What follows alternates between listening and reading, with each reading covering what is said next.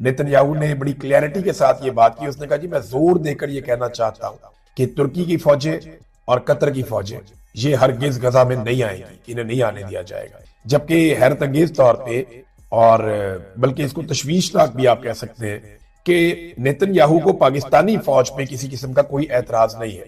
अगर हम अपने गिरबान में झांकें तो ये जरा शर्मिंदगी वाली बात है कि कतर की फौजों पे और तुर्की की फौजों पे नेतन्याहू को एतराज है, पाकिस्तानी फौज पे कोई एतराज नहीं है कि फील्ड मार्शल आसिम मुनीर साहब की जेर क़यादत अगर पाकिस्तानी फौज गजा में आती है तो इसराइल को किसी किस्म का कोई एतराज नहीं है। और ट्रंप ने बता भी दिया कि ये फौजें आएंगी तो आकर ड्यूटी क्या करेगी, और इस ड्यूटी के लिए पाकिस्तान इतना उतावला है कि पूरी दुनिया में किसी और मुल्क ने ऐसा नहीं किया। लेकिन पाकिस्तानी हुकूमत ने, पाकिस्तानी फौज ने बाकायदा एक अर्जी डाली है कि हमारी फौज को जरूर आप गजा में ले जाए। अब $1 अरब पाकिस्तान कैसे देगा? अच्छा, डोनाल्ड ट्रंप ने ना बहुत सारे ममालिक को इस पे लेटर लिखा है। रूस ने बड़ा जबरदस्त गेम किया। रूस ने एक ऐसा खेल खेला कि मैं वो पढ़ के हैरान हो गया। देखिए, इंटरनेशनल सियासत है ना, उन्होंने अपनी सियासत की। रूस ने यह किया कि यूक्रेन की जंग के बाद अमेरिका और मगरबी ममालिक ने रूस के अरबों डॉलर के असासे मुंजमद कर दिए थे। प्यूटन ने एक बयान जारी कर दिया। प्यूटन ने कहा ठीक है जी, अगर आप चाहते हैं कि हम गजा पीस बोर्ड का हिस्सा बन जाएं तो वो जो पैसे हमने आपको देने हैं वो उन अकाउंटों में से आप ले लें, वहां से आप वो पैसे पूरे कर दें जो अमेरिकन के पास पड़े हुए। अमेरिका फंस गया। अब उसके लिए अमेरिका को जो है ना वो डी फ्रीज करने पड़ेंगे, यानी जो मुंजमद किए हुए असासे हैं रूस के उनको वापस डी फ्रीज करना पड़ेगा और रूस के ऊपर जो पाबंदियां हैं वो खत्म करनी पड़ेंगी। तो रूस ने तो चले अपना एक दाव खेल दिया, वो हम देख भी रहे हैं। नादरीन, अमेरिका बार बार कनाडा को धमकी लगाता रहता है और ट्रंप जो है वो खुलकर कहते हैं कि कनाडा हमसे मुफ्त में सहूलियात और अशिया लेता है, चीजें लेता है हमसे, उसे हमारा एहसानमंद होना चाहिए। लेकिन वो हमारा एहसानमंद नहीं होता। कनाडा का वजूद ही अमेरिका की वजह से है। फिर कैनेडियन वजीर आजम को मुखातिब करते हुए उन्होंने कहा कि आइंदा बयानात देने से पहले ये बात अपने जहन में रखना। अब इसके जवाब में कनाडा के वजीर आजम ने एक अजीबोगरीब हरकत कर दी। उन्होंने अपने एक्स के ऊपर एक इश्तिहार पोस्ट कर दिया। सरकारी इश्तिहार है ज़हनी मरीजों के हवाले से, जिसमें दिमागी सेहत के हवाले से एक पैगाम दिया गया। तो उस पर उन्होंने ये भी कहा कि अगर कोई इसका शिकार है तो उसकी मदद के लिए हम तैयार हैं, यानी हम उसकी मदद कर सकते हैं। तो ये अब डोनाल्ड ट्रंप को चिढ़ाने वाली बात है। इससे पहले मादुरो भी डोनाल्ड ट्रंप को चिढ़ा रहा था, फिर उसके बाद उसको उठाकर अमेरिकी फौजी अपने साथ ले गए। लेकिन क्या ये कनाडा के साथ हो सकता है? कनाडा बड़ा मुल्क है, तगड़ा मुल्क है। कनाडा ने अमेरिकी हमले की सूरत में जवाबी हिकमत अमली पे भी कुछ इंटरनेशनल मीडिया बता रहा है कि काम किया है। डोनाल्ड ट्रंप ने धमकी लगाई थी यूरोपीय यूनियन को टैरिफ की। उसने कहा था कि अगर आप मेरे साथ शामिल नहीं होते तो मैं टैरिफ लगा दूंगा। एक चीज नादरीन और अपने ध्यान में रखिए, ये बरतानिया हो गया या यूरोपीय यूनियन के ममालिक हो गए या कनाडा वगैरह हो गए, अगर आपको ये लगता है ना कि ये फलस्तीनियों के हक में खड़े होकर गजा पीस बोर्ड का हिस्सा नहीं बन रहे तो अपनी गलतफहमी आप दूर कर दें। इनके मामला अपने अलग हैं। इनके मामला शुरू होते हैं डोनाल्ड ट्रंप के आने के बाद, जो वो यूक्रेन के सदर के साथ जेलेंस्की के साथ वो रवैया रखता है, उससे यूरोप को टक जाता है। फिर जो उसने अचानक से वेनेजुएला के साथ किया, फिर जो कनाडा के साथ उसकी एक टसल शुरू हो गई, फिर जिस तरह वो टैरिफ लगाना शुरू कर दिए डोनाल्ड ट्रंप ने, फिर जैसे नेटो के बारे में डोनाल्ड ट्रंप का रवैया रहा, उसके बाद जैसे डोनाल्ड ट्रंप ने कहा कि मुझे ग्रीनलैंड चाहिए, इन सारी चीजों ने भड़का दिया यूरोप को और कनाडा को और बाकी ममालिक को, बरतानिया वगैरह भी है। तो इन सबको लगा कि ये तो हमारे हाथ से गेम निकल जाएगी, हम तो जैसा कि एक गुलाम बनते जा रहे हैं। तो इनके अंदर एक रिएक्शन पैदा हो गया। अब जब उन्होंने रिएक्शन दिया तो रिएक्शन ये आ गया आपके सामने। जो यूरोपीय यूनियन है उन्होंने भी एक ऐलान कर दिया। उन्होंने कहा जी ठीक है, ये यूरोपीय पार्लियामेंट है, उन्होंने अमेरिका से तजारती मुआहदे की मंजूरी को मुअख्खर कर दिया। उन्होंने कहा ठीक है, जो मंजूरी हुई थी हम उसको मुअख्खर कर रहे हैं। अगर आप टैरिफ लगा रहे हैं तो हम भी आपके साथ तजारती मुआहदा जो हुआ था उसकी मंजूरी को मुअख्खर कर रहे हैं। जिसके बाद डोनाल्ड ट्रंप ने एक और यू टर्न लिया। 2 यू टर्न है डोनाल्ड ट्रंप के, दोनों मैं आपके सामने रखता हूं। डोनाल्ड ट्रंप ने ग्रीनलैंड के बारे में नया बयान दिया कि हमने ग्रीनलैंड और दरहकीकत पूरे आर्कटिक खित्ते के हवाले से मुस्तकबिल के एक मुआहदे का फ्रेमवर्क तैयार कर दिया है। ये हल अगर मुकम्मल हो गया तो अमेरिका और तमाम नेटो ममालिक के लिए बेहतरीन साबित होगा। मैं वो महसूलात आयद नहीं करूंगा, यानी ये जो उसने पहले कहा था ना कि मैं नए टैरिफ लगा रहा हूं, उसने कहा जी मैं टैरिफ नहीं लगाऊंगा जो 1 फरवरी से नाफजुल अमल होने वाले थे। यानी फरवरी से मैंने जो टैरिफ लगाना था वो टैरिफ मैं नहीं लगा रहा, क्योंकि आगे से जवाब आना शुरू हो गया ना। दी गोल्डन डूम के हवाले से मजीद बातचीत जारी रहे, क्योंकि इसका ताल्लुक ग्रीनलैंड से है, सियासी अहमियत और पस मंजर। उन्होंने कहा जी कि अब हम ये नहीं करने जा रहे और यानी एक तरफ डोनाल्ड ट्रंप को थोड़ा सा झटका लगा कि ये कैसे हो सकता है कि यूरोपीय ममालिक इकट्ठे हो जाएं और मेरे खिलाफ खड़े हो जाएं। और यहाँ पे क्योंकि कुछ ऐसे ममालिक डोनाल्ड ट्रंप ने अपने साथ शामिल किए जिनके पास वसाइल भी हैं, फौजें भी हैं, लेकिन वो नया खिता है। लेकिन डोनाल्ड ट्रंप की इनके साथ तारीखी हमआंगी नहीं है, और ये वाले ममालिक जो है चीन और रशिया के साथ भी ताल्लुकात रखते हैं। तो डोनाल्ड ट्रंप ने वन मैन शो की कोशिश की, एक जगह पे उन्हें कामयाबी मिली, दूसरी जगह पे उन्हें बहुत बड़ा झटका लगा, और वो झटका लगने के बाद वो संभल गए और उन्होंने कहा जी मैं कोई टैरिफ नहीं लगा रहा, मैं कोई ग्रीनलैंड पे कब्जा नहीं कर रहा, हम कुछ तरीकाकार निकाल लेते हैं। तो नाजरीन ये चीजें हम डिस्कस करते रहेंगे। मैं पाकिस्तान के अंदर से दो खबरें हैं वो आप तक पहुंचा दूं, उसके बाद फिर हम वीलॉग को खत्म करते हैं। नंबर एक, DGISPR ने ये शिकवा किया था दहशतगर्दों से कि वो पाकिस्तान तहरीके इंसाफ पर हमला क्यों नहीं करते। स्वात से सूबाई वजीर है पाकिस्तान तहरीके इंसाफ के डॉक्टर अमजद अली खान साहब। ये शानदार और बाउसूल इंसान, मैं इन्हें बड़ी अच्छी तरह जानता हूँ, कमाल आदमी, बड़े बाइज्जत इंसान, और ये एंटी एस्टेब्लिशमेंट आदमी है, बहुत सिविलियन सुपरमेसी में मानते हैं और तरक्की पसंद इंसान है, बहुत जबरदस्त आदमी, बाउसूल आदमी, ईमानदार इंसान है। तो डॉक्टर अमजद अली खान साहब के घर पे दहशतगर्दों का हमला हुआ, उनके घर पे ग्रेनेड फेंका गया और उन्होंने इसके बारे में एक स्टेटमेंट भी दिया। डॉक्टर अमजद अली खान साहब कहते हैं कि 9 मई के बाद 21 जुलाई को मेरे छोटे बेटे को उठा लिया गया, उसकी उम्र 9 साल थी। मुझे कॉल की गई और कहा गया कि अपनी 10 मिनट की वीडियो जारी करो और तहरीके इंसाफ से लाताल्लुकी करो, सियासत को छोड़ दो। मैंने तब भी इनकार किया था, आज भी मैं वहीं खड़ा हूं, हम पीछे हटने वाले नहीं हैं। ये जितना ज्यादा जुल्म होता है, जबर होता है, देखिए उन्होंने एक और बड़ी अजीब बात की, उन्होंने इसको जोड़ दिया दोबारा जाके रियासत के साथ। उनके घर के ऊपर ग्रेनेड चला और जो उन्होंने स्टेटमेंट जारी किया वो 9 मई के बाद जो उनके 9 साल बच्चे के साथ किया गया उसके साथ जोड़ा उन्होंने। ये वो चीज है रियासत को जिससे जान छुड़ानी मुश्किल हो रही। राणा सनाउल्लाह साहब ने भी एक मर्तबा यही बात उठाई कि अगर जनाब इलेक्शन लड़ने के लिए 25 साल की हद है, सदर बनने के लिए 40 साल है, वजीर आजम बनने के लिए भी उम्र की हद है, हाई कोर्ट और सुप्रीम कोर्ट का जज बनने के लिए भी उम्र की हद है, तो फिर वोट डालने के लिए भी 18 साल से बड़ी उम्र होनी चाहिए। अब ये राणा सनाउल्लाह साहब का एक दावा है, इसमें खौफ नजर आता है। मुझे ऐसा लगता है कि PMLN ने और पीपल्स पार्टी ने यह तय कर दिया है और एस्टेब्लिशमेंट ने इन्हें शायद ये बता दिया है कि अब 18 साल का वोटर, और ये वजह यह है कि DGISPR 18, 19, 20 साल के लोगों को जाकर मिलते हैं यूनिवर्सिटीज में, कॉलेजेस में। उन्हें अच्छी तरह आइडिया हो गया कि इन नौजवानों को पूरी कोशिश करने के बावजूद वो अपनी बात पे नहीं ला पा रहे, तो फिर इन नौजवानों से ही जान छुड़वा लेते हैं। मैं अगले वीलॉग में आपको बताऊंगा कुछ चीजें कि DGISPR से अब किस तरह के सवाल होने के। जुम्मे को उन्होंने एक और भी यूट्यूबर्स के साथ, पहले तो इसको बड़ी तौहीन समझते थे, अब जुम्मे वाले दिन यूट्यूबर्स को बुला के उनके साथ मुलाकात रखी। मैं आपको सिर्फ इतना याद दिलाना चाहता हूं कि 1 साल पहले भी सुप्रीम कोर्ट ऑफ पाकिस्तान के फुल कोर्ट ने यानी तमाम जजेस ने बैठकर मखसूस नशिस्तों का फैसला दिया था, लेकिन उस वक्त फैसला आया था पाकिस्तान तहरीके इंसाफ के हक में। काजी फायदी साहब चीफ जस्टिस थे, पूरा जोर लगाने के बावजूद वो ये फैसला पाकिस्तान तहरीके इंसाफ के खिलाफ करवाने में नाकाम रहे और ये फैसला पाकिस्तान तहरीके इंसाफ के हक में आ गया।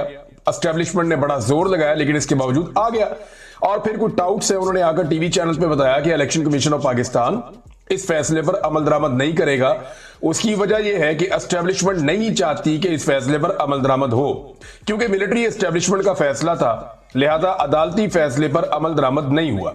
1 साल गुजर गया और दोबारा से आईनी बेंच बनाया गया, पूरी अदलिया का स्ट्रक्चर बदल दिया गया उसके बाद, और यह फैसला किया गया कि हम अपनी अदलिया लेकर आएंगे, और फिर अपनी मर्जी के बेंच बनाए गए, आईनी बेंच जो है उनको तश्कील दिया गया और बहुत सारी चीजें अपने कंट्रोल में की गई। उसके बाद दोबारा से मखसूस नशिस्तों का केस लगा और फैसला फिर एस्टेब्लिशमेंट के हक में आ गया। वो फैसला जिसके ऊपर इलेक्शन कमीशन ने 1 साल तक अमल दरामद नहीं किया, उस फैसले पे जैसे ही अदालत ने अनाउंस किया, इलेक्शन कमीशन ऑफ पाकिस्तान ने फौरी तौर पर फैसले पर अमल दरामद कर दिया। और जैसी मर्जी का फैसला है, जैसे रेडियां नहीं बांटते, जैसे माले गनीमत बांटा जाता है, बिल्कुल वैसे इन्होंने फटाफट फैसले के ऊपर अमल दरामद कर दिया। हालांकि अभी 2 जजेस के दस्तखत भी नहीं है। पाकिस्तान तहरीके इंसाफ ने कहा जी हमें जो फैसले की कॉपी दी जाए, तो कॉपी नहीं दी गई थी कि अभी 2 जजेस हैं, उनके दस्तखत भी नहीं है और अभी तो तफसीली फैसला भी नहीं आया, और फिर भी इलेक्शन कमीशन ऑफ पाकिस्तान ने यहां पर फैसले पर अमल दरामद कर दिया है। सिकंदर सुल्तान राजा ने एक बात साबित की है, कि अगर आप ढीठ हो जाएं और आप ये तय कर लें कि आपने 2 नंबरी करनी है और एस्टेब्लिशमेंट की चाकरी करनी है, और आप किसी इंसाफ को, किसी कानून को, किसी आइन को ना माने, तो आप किस तरह की एक किरदार के हामिल होते हैं वो उन्होंने दिखा दिया, प्रैक्टिकली करके दिखा दिया। उन्होंने बता दिया कि जनाब ये वो कैरेक्टर होता है जो आइन में नहीं मानता, कानून में नहीं मानता, इंसाफ में नहीं मानता, किसी लॉजिक को नहीं मानता, वो सिर्फ अंधाधुंध मिलिट्री एस्टेब्लिशमेंट के फैसलों की जो है वो तामील करता है। और यही इलेक्शन कमीशन ऑफ पाकिस्तान ने किया और उनकी जो दुनियावी कामयाबी है उसकी वजह भी यही है। देखिए, करोड़ों लोगों के साथ इन्होंने बेईमानी की है। ये चीफ इलेक्शन कमिश्नर, याद रखें बात, ये तो दुनिया खत्म हो जाएगी। अभी तो उनकी उम्र का वो हिस्सा चल रहा है जिसके बाद बंदा अल्लाह मियां के पास चला जाता है। और वैसे जाना तो हम सब ने है, लेकिन जरा वो ये सोचे कि जो आदमी किसी का हक मारे उसके साथ रोजे क़यामत क्या होता है, जरा कुरान पाक निकाल के पढ़ ले। और उन्होंने पूरी कौम का हक मारा है, करोड़ों लोगों से उनका हक छीना है, उनकी हक तलफी की है और बेईमानी की है। दयानतदारी का तकादा था उनके ओहदे से, लेकिन उन्होंने खयानत की है। जो लोग खाइन होते हैं, खयानत करते हैं, उनके साथ रोजे क़यामत क्या होगा जरा वो पढ़ लें। वक्त करीब है, उन्हें पता चल जाएगा कि करोड़ों लोगों के साथ उन्होंने किया। वो एक आधे बंदे के साथ कर देता है, दो बंदों के साथ कर देता है, जाके माफी भी मांग लेता है। यहां चीफ इलेक्शन कमिश्नर ने पूरी कौम के साथ ही बददियाती कर दी है। जाली फॉर्म 47 जारी कर दिए मिलिट्री एस्टेब्लिशमेंट के कहने पे। जहां मिलिट्री एस्टेब्लिशमेंट का गिरबान पकड़ा जाएगा वहां इनका भी पकड़ा जाएगा और ये होना है। और इन्हें इस बात का पता भी है, ये सब जानते हैं, कोई बेवकूफ नहीं है, बस सिर्फ इनकी आंखों पे पर्दा पड़ा हुआ है। नाज़रीन, ख्वाजा आसिफ ने एक एहतजाज किया और ख्वाजा आसिफ का एहतजाज आप देखें, बड़ा मासूम एहतजाज है। इससे पहले ख्वाजा आसिफ ने कहा था speaker, deputy speaker, chairman senate, deputy chairman senate की तनख्वाहों में और माली मुराद में बेतहाशा इजाफा माली फहाशी के जुमरे में आता है। आम आदमी की जिंदगी को जहन में रखें, हमारी तमाम इज्जत आबरू उसकी मरहूने मिन्नत है। ये जनाब ख्वाजा आसिफ ने 11 जून को कहा था जब बजट आ रहा था। और ये तनख्वाहें बढ़ा रहे थे अंधाधुंध। इन्होंने काबीना की तनख्वाहें भी बढ़ा दी हैं, MNAs की तनख्वाहें भी बढ़ा दी हैं, ये जो 4 नाम लिए इनकी तनख्वाहें भी बढ़ा दी हैं। पंजाब में भी यही किया इन्होंने वफाक में भी यही किया। अब ख्वाजा आसिफ का लेटेस्ट इसके ऊपर आया, ये माली फहाशी का सिलसिला 1 जनवरी 2025 से शुरू होता है। ये नोटिफिकेशन का हिस्सा है, यानी ये तनख्वाहें जो मिलनी है और मुराद जो मिलनी है ये 1 जनवरी 2025 से मिलनी है। पिछले 6 महीने की भी इनको दी जाएंगी। कौमी खजाने के इस्तेहसाल की ये इंतहा है। 1 या 2 अशखास अपने ओहदों की निस्बत से अपनी माहाना तनख्वाह और अलाउंसेस एक MNA से 4 गुना बढ़ा लें और जिम्मेदारी हुकूमत पर डाल दें। कौमी असम्बली के इदारे की कदर मंजिलत का ख्याल इसके निगहबान नहीं करेंगे तो कौन करेगा? वो सब फ्रॉड है। ख्वाजा आसिफ वफाकी वजीर है। ये काबीना में करने वाली बात को सोशल मीडिया में क्यों करते हैं? सोचा कभी आपने? ये लोगों को बेवकूफ बनाते हैं।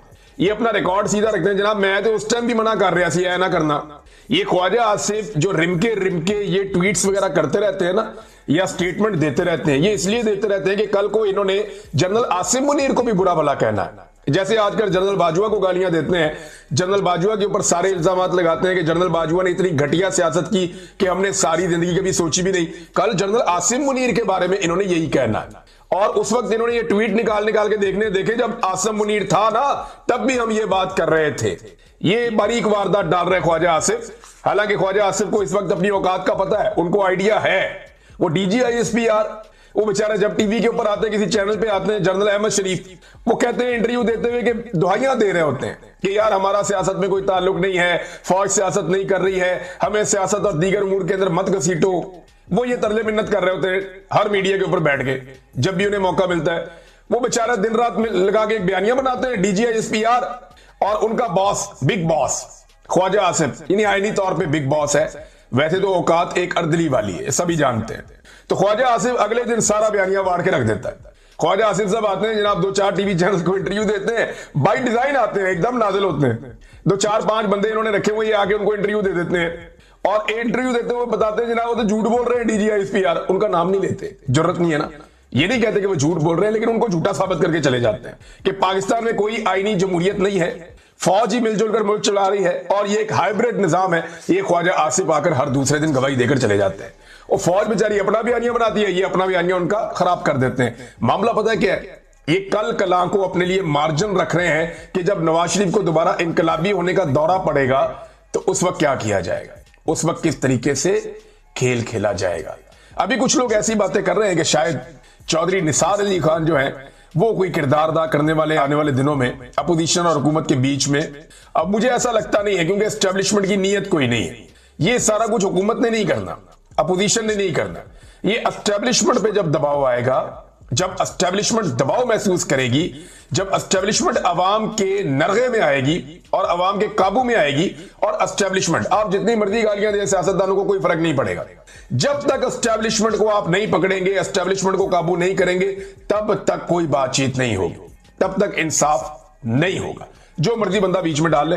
बहरहाल ये खबरें फैलाई जा रही हैं या आ रही हैं, आने वाले दिनों में इनके बारे में भी पता चल जाएगा।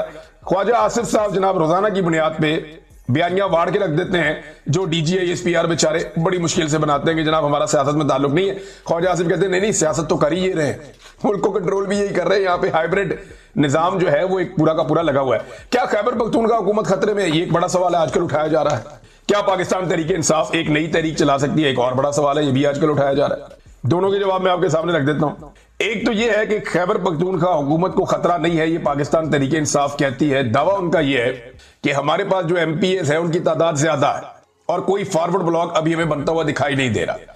अगर कोई फॉरवर्ड ब्लॉक बन गया तो फिर तो ये एक दूसरी हुकूमत बन भी सकती है, पाकिस्तान तहरीक इंसाफ के अंदर से भी बन सकती है, जैसा कि कश्मीर के अंदर किया गया था। एक नया ब्लॉक बना के वहां पे नई हुकूमत बना दी गई थी। तो पाकिस्तान तहरीक इंसाफ की क़यादत कहती है कि उन्हें कोई खतरा नहीं है। और इमरान खान साहब जेल से मंडियों का जिक्र कर चुके हैं, ये भी हमें आइडिया है। दूसरी जानिब एक और तजवीज दी जा रही है पाकिस्तान तहरीक इंसाफ के अंदर, और वो तजवीज ये दी जा रही है कि मौलाना फजलुर रहमान साहब से जो है मामलात किए जाएं। और मौलाना फजलुर रहमान साहब से राब्ता किया गया है पाकिस्तान तहरीक इंसाफ की जानिब से। फजलुर रहमान साहब ने मुस्बत जवाब दिया है। उन्होंने कहा जी खैबर पख्तूनख्वा की हुकूमत गिराने का हमारा कोई इरादा नहीं है,